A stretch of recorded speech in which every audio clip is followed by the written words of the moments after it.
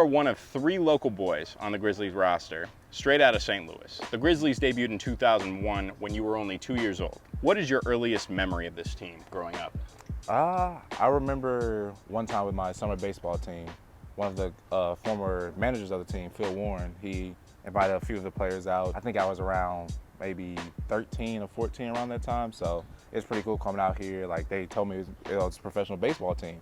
So, oh shoot, this is what I'm working towards. So it's cool to be out there with them, and it was a very fond memory. And I even told my father that, it was like, hey, it'd be pretty cool to play here one day and like be a professional baseball player. For everything to come around full circle how it did, and I'm playing on this field every day, so it's pretty awesome. Speaking of family, you're back in your childhood home. What are some pros and cons of being a professional athlete living at home again? Pros, mom cooks all the time, so that's always great. Always wake up to breakfast, lunch, got food I can take to the field with me that's been made. Of course, being with my family, seeing my mom every day, seeing my stepfather every day, and my dad lives 3 minutes down the road, so I get to see him all the time as well. So cons, it's tough because like I am a professional athlete and like I want to be on my own. I want to spread my wings and fly. So that's a little tough. So I am moving out at some point this year to get my own house and stuff like that. So it's probably the only con is just being 24, still with my mom. Getting back to your playing career, you have a strong arm at the corner. How much of that do you attribute to your time as a pitcher in high school?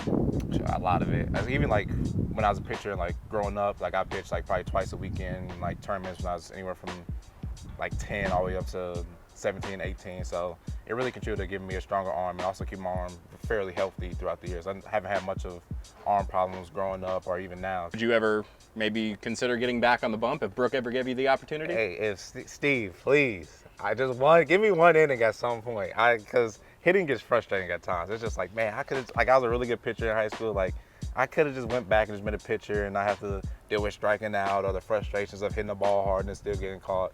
And just being a pitcher where you're just always in control, got everything's working around you, go at your own pace. So I wouldn't mind giving it a try and see what goes along with it, but I also enjoy being an infielder as well. So the Grizzlies introduced a new home run celebration tradition at home recently. You were the first to partake in it with your 2-run shot on June 8th against the Grays.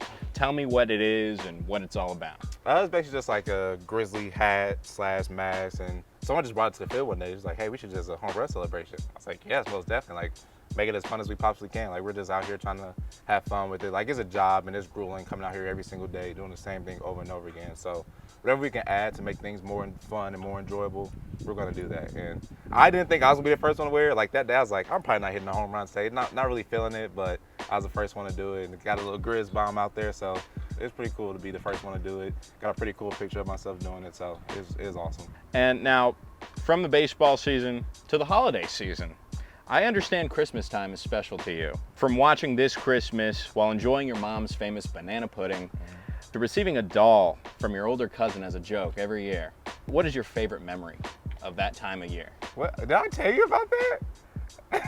You're DJ Stewart, we have to know. How did you hear about that? I don't remember telling you about that. Did I tell you about that? I might have. But yeah, like just growing up, my oldest cousin every single year, like he would give me other presents, but he would always give me a doll from just like some random place or just like a random Barbie doll and stuff like that.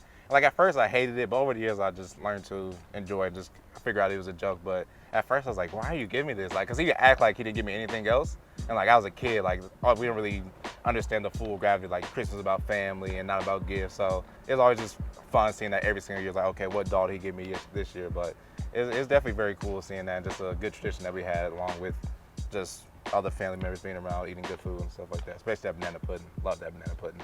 Now, despite devoting your life to baseball, there is another sport that you're passionate about. Tell me about your love for soccer and where that came from. It probably came from FIFA. I just played FIFA with like FIFA 12 or 13 or 14, and like I just fell in love with it from then on there. I don't know if I started watching it probably 2 years after I started playing FIFA, and then that's like I really started enjoying. Like the World Cup was on. Like the World Cup's the biggest event ever, and like the passion they play with is super similar to the World Baseball Classic that goes on. So like I just love seeing people play for their country. So that's what really got me involved in soccer. Yeah, and it's interesting that you mentioned FIFA because your teammate Mark Vierling claims that he is better than you at FIFA. Yeah, he's not even close. I'm actually, believe it or not, I'm not lying when I tell you this. I was in the 0.1% of people that play FIFA, like competitively on the game. Like he he can't handle me in FIFA. So I don't know why he keeps trying to bring it up like he can beat me. It would honestly be a waste of time for me to play him, but at some point I'll play him and show him what I got. You know, that's interesting that you say that because Vierling also said you'd get defensive if I ever said Oh that. my gosh, I'm not defensive. I'm just speaking facts to him, and he knows this. He knows he couldn't handle what I would bring to him, so it's all right. I'll play him at some point, put it all to rest, and then he have nothing more to say. Speaking of Vierling, you've known him and his brother Matt for a while, having worked out with them since high school. Then you and Matt were drafted to the Phillies organization. Now you're playing with Mark. What has your relationship with the Vierlings meant to you in the years that you've known them? Oh, this is really cool. Like, me and Mark played together in prep baseball, like some type of tournament where like all the best guys from Missouri played together against other states and things like that. But I wasn't that close to him then. But then as time went along, I met Matt and we hit at the same place. And me and him got really close because we would hit 4 or 5 times a week. I see him all the time. So just over the years, we just kept getting closer and closer. And now I'm getting to play with Mark. And it's like, you're kind of like Matt, but also different. So it's just a different Vierling type of experience. And it's just awesome being able to be around both of them. And I enjoy them both. It's just crazy how much of a small, tight circle the baseball world is, because we all went to private schools that all played against each other. So we've always been around and near each other, and now we're all pretty close. The Vierling experience. Yeah. I love that. Yeah. Continuing on that sentiment, you and Mark have spent a lot of time together on the road as well this year as roommates. I understand you two also went out and did something really cool recently on a road trip. Tell me about your VR experience. Man, that was so much fun, because like he was a little hesitant at first. I was like, dude, let's just do it. Like, why not? Like, we have so much time to waste. Like, let's go out there and do it. He's like, I don't know. So we went into digs, went around, and we came back.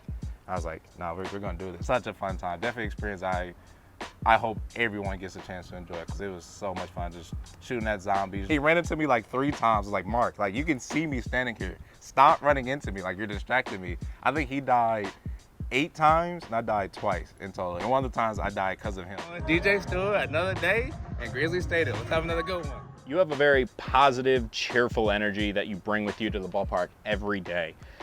Your enlightenment to this mentality came out of all places at a Steak and Shake. Yeah. Tell me that story. Yeah, it's just a couple of my boys. It's just a Steak and Shake of all places. Like, we were just in a baseball tournament. It's a fall ball tournament. So it wasn't like nothing seriously playing for. We were just trying to just get back in shape and things like that.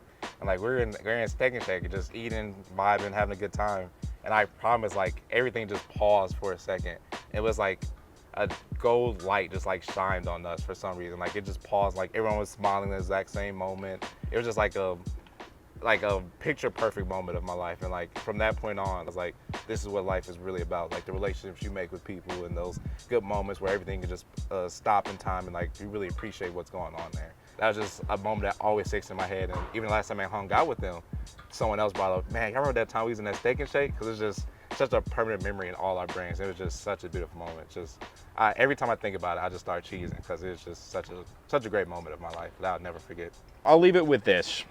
When Grizzlies fans head to the ballpark and see that number 8 on the field, what should fans know and expect about that man?